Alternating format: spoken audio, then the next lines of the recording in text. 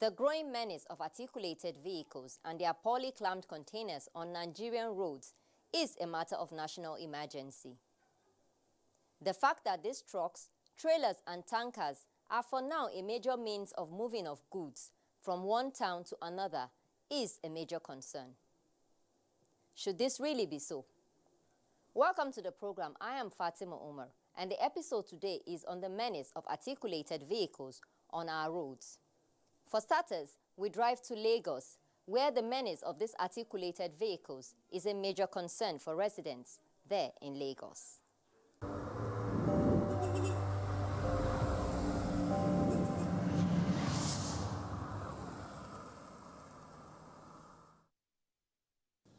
In recent time, there have been many reported cases of road accidents involving articulated trucks, tankers, and enlarged containers, large metal boxes used for shipment, storage, and movement of goods, falling off the flatbed trailers conveying such, causing permanent disabilities or deaths to Nigerians, leaving in its wake sorrows, tears, and blood. Whereas there are laws guiding the movement of truck and trailers, but there seems to be blatant disregard for the law, begging the question why the law and traffic enforcement agencies seem to be ineffectual in preventing the gruesome accidents and recklessness of the articulated trucks on the roads, particularly in Lagos City. Until recently, when we started having an upsurge in the rate of crashes again, and it's an indication that something must have got amiss. And ever since we've gone into enforcement again, we've reactivated our enforcement, and we've also started another series of collaboration and intervention meetings.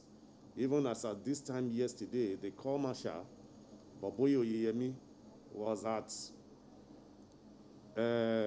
Department of Petroleum Products, where we had series of meetings with the management, still in the same line of this recent development as regards the tankers. And I've also been privileged to visit Nigerian Port Authority, where the loadings are always being made, where I had series of meetings too with the management, all tending towards curbing this menace. One major one is road. Nigeria roads are deplorable. Or I'll say most of the roads are deplorable. Yeah, let me applaud the federal government for they are trying their best to fix all the road, but some of the road are still deplorable, and it's one of the factors causing this accident. According to research, there have been no fewer than 95 falling tanker incidents in Lagos since mid-August 2010. The report does not include falling container incidents, and many incidents involving trucks are hardly reported except when they claim casualties. If the bad road is outrightly the cause of all these containers falling, then there's no Nigerian that will be able to move on Nigerian roads again. Because before you got there as a driver, some other trucks will have fallen. So how were they able to manage the road that the vehicle did not fall while they managed through that road? So why your own vehicle? You discover that some drivers don't have patience. Some drivers are under the influence of drugs. Some drivers are not well trained. And all these things attribute to a series of crashes we have involving drivers. How do you judge a driver that is already high before picking on that heavy truck with a full loaded container? To forestall recurrence, those responsible for the accident must be prosecuted for criminal negligence and gross dereliction of responsibility. Also, the legislative framework to regulate the activities of operators of these articulated vehicles should be strengthened. The law should also provide a strong source of protection or remedy for individuals and communities negatively affected by the reckless activities of these operators.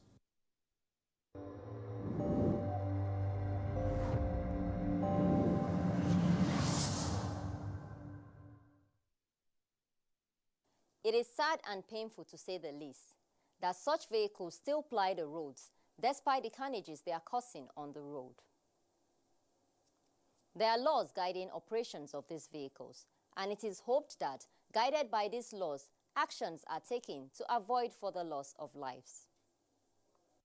Now, Ibadan in Oyo State, well known as the Pacesetter State, is a major road linking most parts of the country.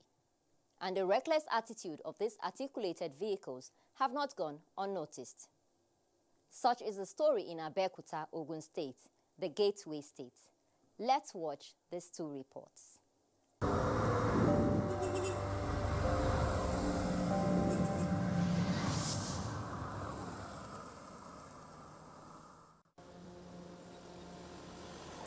No doubt, the contributions of the articulated vehicles to the national economy has been so huge, as available records show that on the average, about 3,000 tankers are involved in wet cargo haulage, and another 1,500 trailers are engaged in dry cargoes plying Nigeria roads daily. As a result of the collapse or inefficiency of other means of transportation, especially the rail sector, the country over the years relied heavily on these long vehicles. However, the occupation of the articulated vehicles on the Nigerian highways has also become a thorn in the flesh of the country. The vehicles have not only contributed to the general deplorable state of the roads in the country, but also resulted in high rate of crashes on the highways. A lot of instances where these articulated vehicles lose brake, run into other vehicles, kill cars, destroy infrastructures, and the rest of it. Like other places in the country, Oyo State also has its own share of the harrowing experiences of the articulated vehicles. Most importantly, we know that there are three major causes of accidents. And the primary among them, that's the most important among them, is the human factor. The human factor, and that is the driver of the vehicle. From Lagos to the toll gates, Iwo Road interchange, and Ojo ends of Lagos-Ibadan Expressway, the gory tales is better imagined than experienced. Ojo was once notorious for the activities of the articulated vehicles, since it is the gateway to other parts of the country. At that place, the mechanics are there, or all those people that they have one thing or the other to do with the trailer, they are always staying at Ojo. I think that is the main reason why they were always parked there. At the time our crew visited the area, there was free flow of traffic, as only a few trucks were parked by the roadside. As we talk now, I was just coming from the axis you are asking me about, and that is Ojo axis of Ibadan. And I can tell you, I don't know if you have been there, but what I saw this morning, I am impressed. They were not littered or indiscriminately parked the way they normally park before.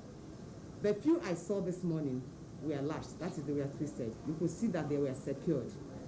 And we also engaged the security agencies so that we had a meeting and everybody come up with different things or the other, and we found ourselves on the same page that we want the trailers to leave Ojo, so that we will have a free flowing of the transport.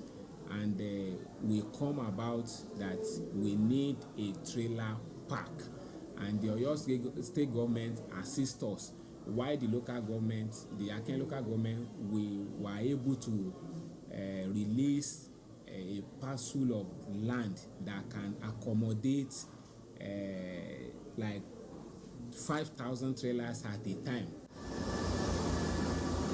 With the ongoing efforts of the federal government to restore the rail system of transportation, it is believed that Nigerians will give a sign of relief, as this is expected to bring drastic reduction in the tension associated with articulated vehicles on the Nigeria highways.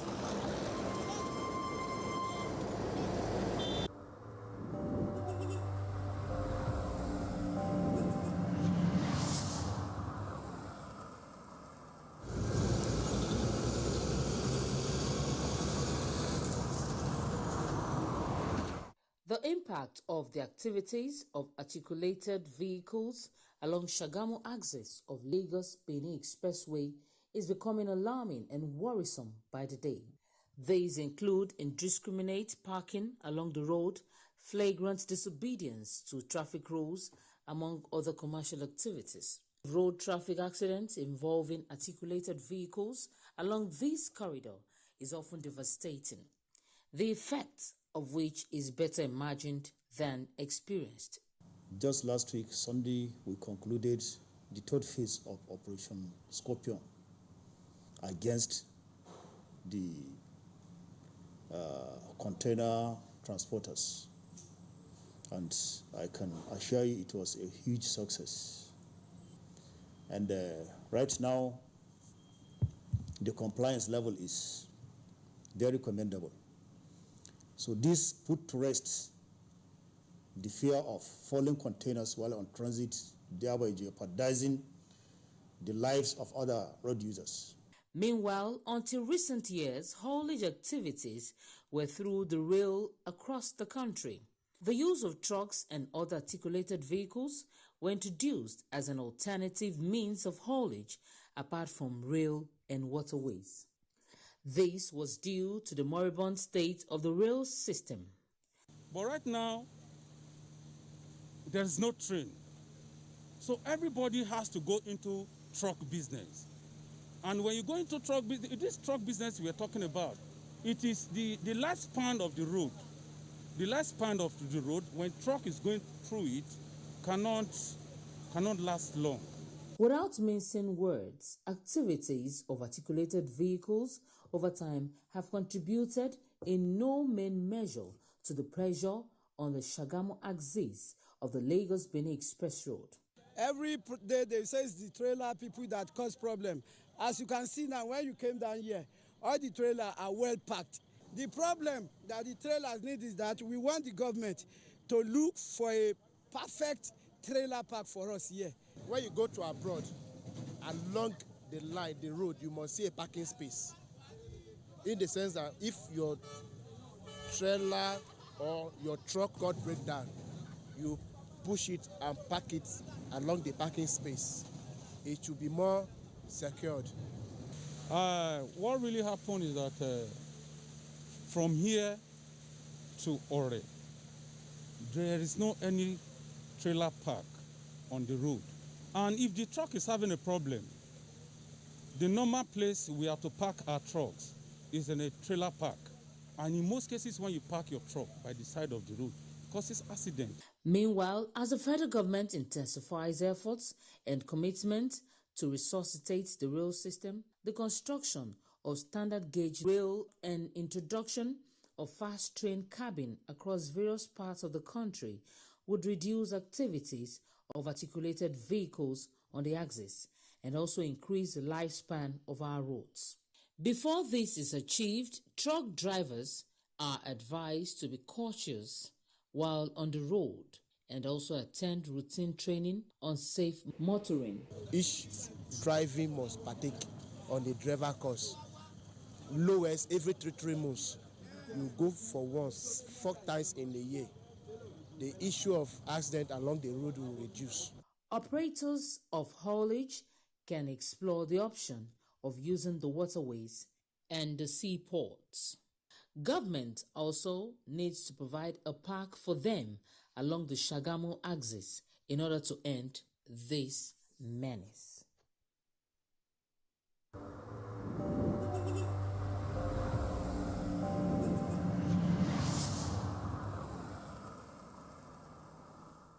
It is almost like once the driver of an articulated vehicle has been given the key to a heavy-duty vehicle, he becomes drunk on will, with some sort of attitude like they can get away with anything on the road.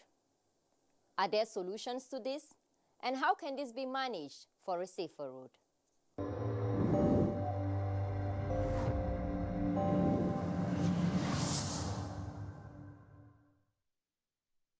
The menace of articulated vehicles on the road has gone on for a very long time, and it is getting worse. It is getting worse because over the years, say from the 80s to early 90s, we had a functional railway system.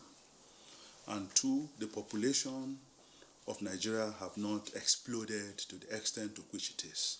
3, the volume of imports into Nigeria have not increased to the way it is.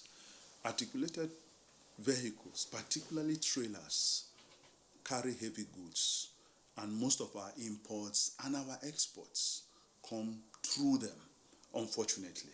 And the percentage have continued to increase over the years. Before now, railway would carry some of the goods. Water transport would carry some of the goods. But unfortunately, in the last 15 to 20 years particularly, it is now 90% of our imports as a country of 200 million people is carried by articulated trucks. So the number of trucks have increased exponentially. Their menace, unfortunately, have increased exponentially. The rate of hazards and carnage that we used to complain about 18, 20 years ago have tripled. It's not even double, tripled. The statistics show that 48 hours, every 48 hours, a carnage happens on the road involving a trailer or a tanker. And that carnage is often fatal. When it is not fatal, it involves gross criminal damage of goods because they are usually overloaded. Our roads are not built to carry all that heavy tonnage of goods. We don't have specialized tracks for trailers. As in some countries, you have specialized tracks. We don't. So trailers share the same tracks with us. Our roads are narrow. And sadly, many of the drivers are poorly trained. We carry on in Nigeria with this attitude that drivers should be people who didn't go to school, people who either drop out from secondary school or primary school, and that it's a low-paying job. But that is an error of judgment. We're talking about fleet owners. Those that own fleets, they are laid back about managing their fleets. They don't maintain the vehicles well. They don't care about their driver training. They don't care about overloading those vehicles. They don't care about when those vehicles are safe to load. Federal Road Safety Corps has rigorous policies, detailed policies on when it is safe to load a vehicle, and standardization on safety. The drivers themselves, with the macho attitude of the drivers, their gung-ho attitude, this feeling that they own the road because they are so muscular, they are such a big juggernaut, small boy with an inflated ego about himself. And sometimes, I'm sorry to say this, they are psychologically not very balanced. For different frustrating or depressing reasons, tormenting them inside, they get on the road, they transfer that aggression to innocent people on the road. There are many cases road safety have pulled up people who are drunk. When you don't sleep well, when you don't rest well, even as a normal, sane human being, it affects your sense of judgment of the road because you've not slept well and you've not rested well and you push yourself beyond the limit because you're driving from Jos, you're driving from Makurdi, you're driving from Maiduguri, and you have to get to Port Harcourt or you have to get to Lagos. Stretching yourself in itself, it causes some very mental depressing impact on your own body and on your own sense. And before you know it, you get irascible and aggressive and angry with people. And people, of course, some even sleep on the wheel. They fall asleep. All these brake failures we hear about, some of them is because they were not having a clear presence of mind. So because they are not having a clear presence of mind, you don't know when to press the brake in time. The brakes of this vehicle, many of them are actually good. But we have now taken it for granted. Heavy-duty vehicles, their brakes are not good. No, their brakes ought to be very good. But the reason they tend to fail most times is not because of mechanical failure. It's actually human failure. These are issues that have to do with their attitude. That nobody is above the law in the country, and it's just some psych. If you are in a car and you see a trailer, naturally you develop some psychological feeling, but there's also like intimidation. And we've been sensitizing our members to inform their drivers to be careful. we are pained, we are concerned with the developments of accidents on the roads, and it really affects us and affects the business. You know, but we have severally been intimating of our members, that is the truck owners, of the need to increase their safety standards. Recently, due to bad roads, and if you repair your vehicle probably once, twice a week or a month, probably you have to do it much more, because, for example, some of us that send our vehicles from the north down to Lagos, you find that you repair a vehicle from the north, by the time it reaches Lagos, you still have to repair it before it comes down. It's due to the dilapidated nature of the roads. But we are trying to ensure that the safety standards increased. We've been telling our members, especially the drivers, and more importantly, to adhere to the strict speed limit. And if you adhere such, I'm sure some of these things can be curtailed. If a vehicle is not roadworthy, you will not even send it to the road. But even if it is a brand new vehicle and follows the road of today in Nigeria, you will expect some accidents. We try as much as possible to avoid, but there's nothing you can do. A trailer that is loaded will fuel, a brand new trailer that comes to the road, big holes, the driver has to swap and find a small hole to enter. In the course of that swapping, sometimes if it's not controlled, the truck will go down. There's nothing he can do in the circumstance. As much as we want to be safe, there's nothing you can do on the current condition of the road. You can't say we have closed shop, because if we close it, that will be disgusting. We will have to fly the road the way it is, at a very low speed. Even brand new vehicle can have accident. But what we can do is to ensure before a driver is dispatched from his home base, the vehicle must be roadworthy. Before a driver loads at the loading point, the truck must be trustworthy. Before a driver leaves the loading point to destination, the truck must be roadworthy. That's what you call journey management plan, from A to B and B to C, and that's it. So we adhere all that. But in the situation where you come to the road, there are a lot of potholes. Sometimes a truck will be fully loaded with petroleum product. When it comes with the petrol and the truck enters a big hole, what do? The driver has to pull to get out of the loading point. Now they cannot load more than the capacity. Any truck that you see, its capacity is certified and approved. So there's nothing. I mean, fuel truck. I don't mean open, but there are some of the dry cargos that do that. But to a large extent, most of my members are very disciplined, and they try to be. As it is today, I believe from what we know, there is a truck park that is ongoing, which is being erected by Kaduna State government at Tapa. There is similarly another one at Mararaba Jos. All this is with a view to ensure all those trucks that park along the way are evacuated.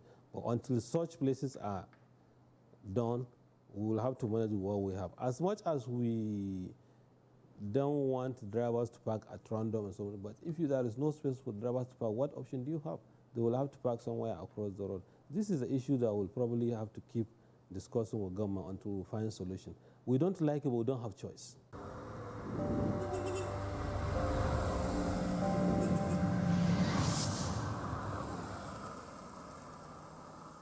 As a road user, it is very important you avoid these vehicles as much as you can. Do not struggle the road space with them. They drive as though they are in competition with smaller vehicles, giving no consideration for other road users. The rate is alarming, and there is need for government to be more stringent in enforcing laws that curb the excesses of articulated vehicles. Until the next episode, you can follow the program on the social media handle on Twitter at RoadMattersNTA or send a mail to roadmatters@nta.ng. I am Fatima Umar. Always give a safe space while driving for your safety and that of others on the road. Bye-bye.